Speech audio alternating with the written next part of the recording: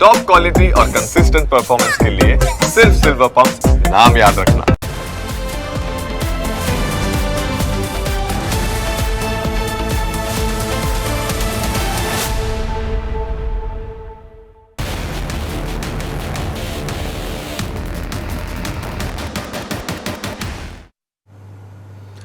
મોરબીમાં માનવતાને શર્મસાર કરતો એક કિસ્સો સામે આવ્યો। કહેવાય છે કે પોતાના પરિવાર માટે ઘરનો મોભી કંઈ પણ કરી છૂટવા માટે તૈયાર હોય છે, તેમાં પોતાની સ્ત્રી અને દીકરીની સુરક્ષા માટે તો માણસ પોતાનો જીવ પણ આપી દે। પરંતુ મોરબીમાં એક બાપ લાચારીમાં ફરજ ભૂલ્યો અને મકાન માલિકના કરવાનું કામ કરતો ગયો।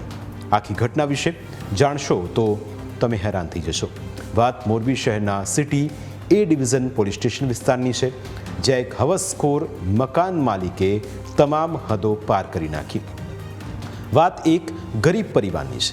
પરિવારમાં પતિ, પત્ની અને સગીર દીકરી છે। આ ગરીબ પરિવારે મજૂરી કામ માટે મોરબી આવીને મકાન ભાડે રાખ્યું, પરંતુ પરિવારના મોભી પાસે કોઈ સ્થિર આવક ન હોવાથી તે ભાડું ચૂકવી નહોતો શકતો। જે મહિના પસાર થતા ગયા તેમ તેમ મકાનનું ભાડું ચડતું ગયું।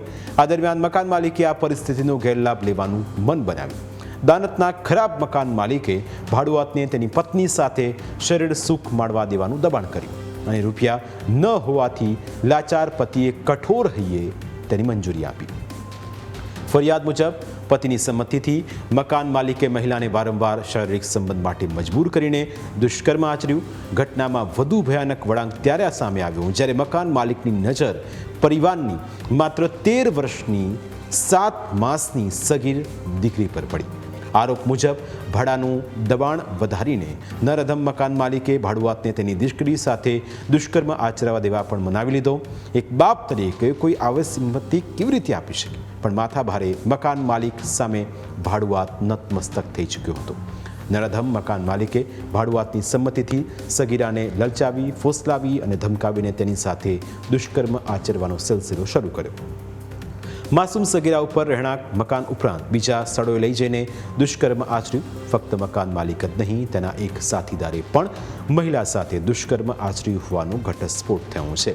આખરે મહિલા આ બધું સહન ન કરી શકતા તેણે પોતાની માતાને જાણ કરી અને મહિલાની માતાએ મકાન માલિક, પોતાના જમાઈ તેમજ અન્ય આરોપી સામે પોક્સો સહિત BNSની વિવિધ કલમો હેઠળ ગુનો દાખલ કરાવ્યો છે।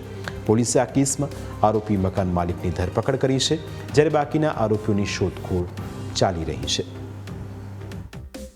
છે। એ બહાર મજૂરી કામ કરવા માટે આવેલા હતા। એમાં મકાન માલિક સાથે રહેતા હોય, મકાનના ચડત થઈ ગઈ હોય, જેથી આ કામેના ફરિયાદી છે એમને એના જમાઈ વિરુદ્ધમાં અને મકાન માલિક વિરુદ્ધ અન્ય એક ઈસમ વિરુદ્ધ ફરિયાદ આપેલ છે, જેમાં એના જમાઈની સહમતિથી એમની પુત્રી અને દોહિત્રી સાથે દુષ્કર્મ કરેલું।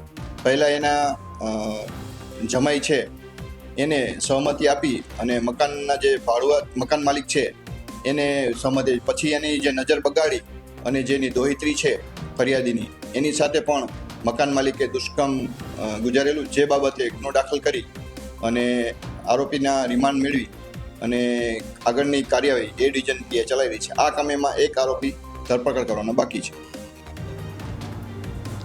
મહત્વનું છે કે એક પિતા માટે તેનો પરિવાર જિંદગીની સૌથી મોટી મિલકત હોય છે। પરિવાર માટે તે કંઈ પણ કરી છૂટે છે, પરંતુ મોરબીમાં આવીને વસેલા આ નમાલા બાપે તો ખુદ પોતાની પત્ની અને દીકરીને જ વેચી ખાધી।